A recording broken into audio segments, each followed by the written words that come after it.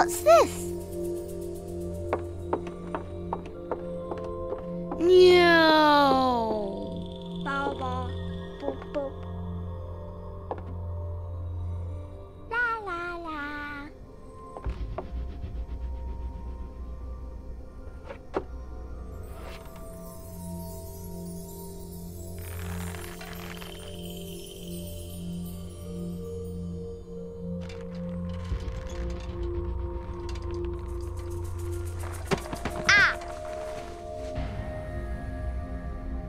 Ooh.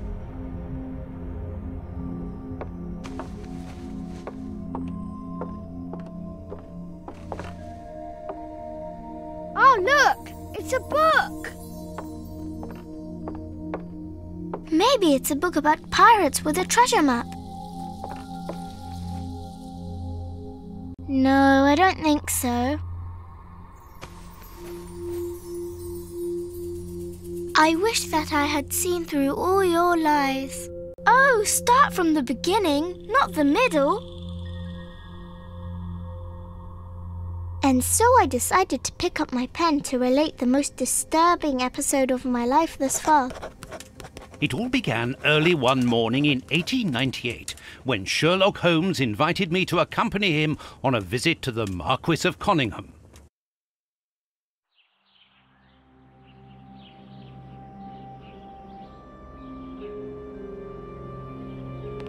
Watson, my dear fellow, we can now go and inform the Marquis that we have found the Samoan necklace, and very much faster than Inspector Baines, too, which pleases me. Have you really solved the theft, Holmes? And so quickly? I have indeed, Watson, and believe me, it was completely unnecessary to spread out all over London, as our friend Baines thought was best. He likes to boast that his methods are equal to mine, but once again the outcome has contradicted him. After all these years of accompanying you upon your investigations, I thought that by now I should be reasonably capable of following your train of thought. But in this particular case, I must admit that I don't understand anything at all. Ah, you see, but you do not observe, Watson. There lies the difference. It is a matter of course. A matter of course? In the middle of the night, when everyone is fast asleep, the service bell within that room rings out and alerts the servants. They dress quickly and come running, but the door is locked and there is a strong smell of burning from within. A few seconds later, the master of the house himself, the robbed Marchioness's husband, the Marquis of Conyngham, arrives and unlocks the door using the sole key. A fire has started inside the room, but they have managed to arrive in time to put it out. It is at that moment that the Marquis realizes that the famous Samoan necklace, which had been safe within its glass cabinet only a few hours earlier, has now disappeared. In order to explain, let us confirm my theory before the arrival of Inspector Baines. This window was cut with a diamond, a clean, discreet piece of work. This is where the necklace was. See how tiny the hole is, and not one fingerprint upon the window.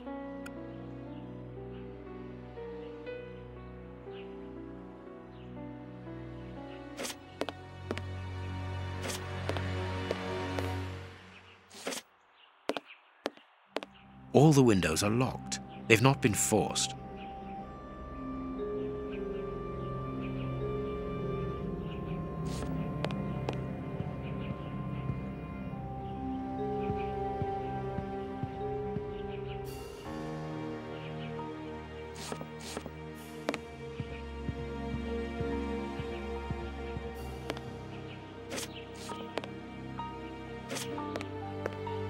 This window was cut with a diamond, a clean, discreet piece of work. This is where the necklace was. See how tiny the hole is, and not one fingerprint upon the window.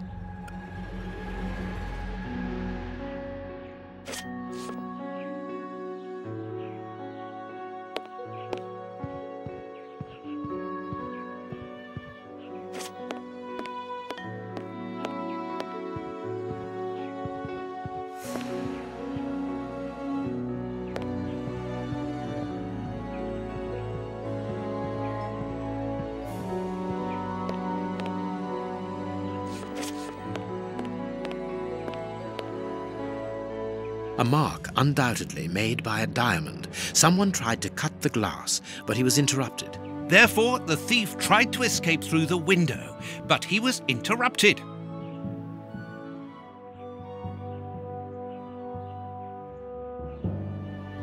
All the windows are locked. They've not been forced.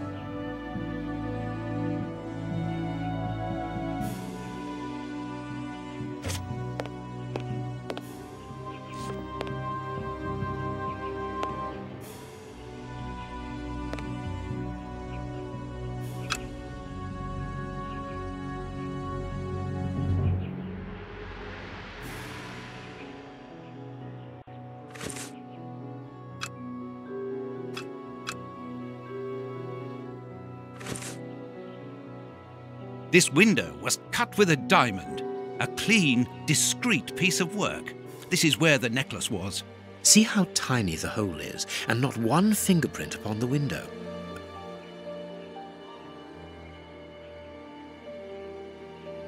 This window was cut with a... See how tiny the hole is, and not one fingerprint upon the window.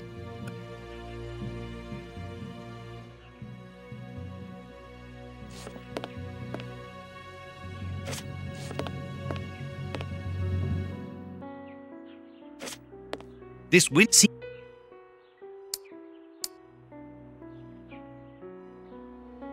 See how tiny... All the windows are...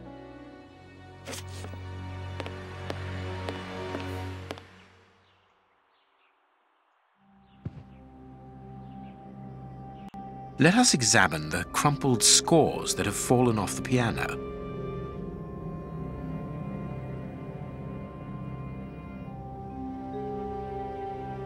Nothing of interest here. Nothing of interest here.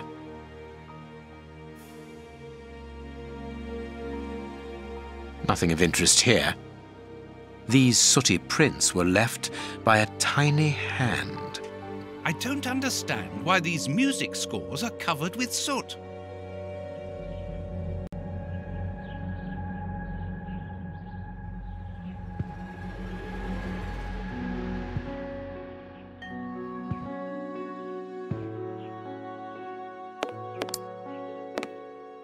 Strange. There are some objects here that have been knocked over.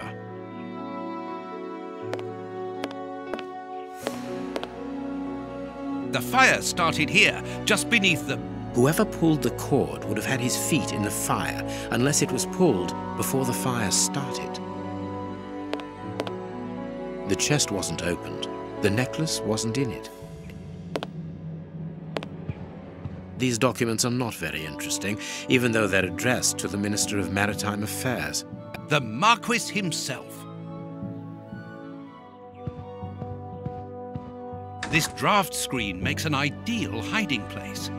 As the theft was committed at night, I conclude that the thief hid himself behind the draft screen and waited until he was alone in the room.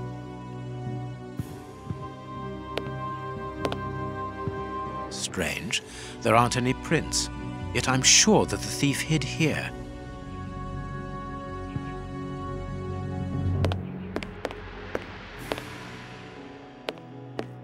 Strange.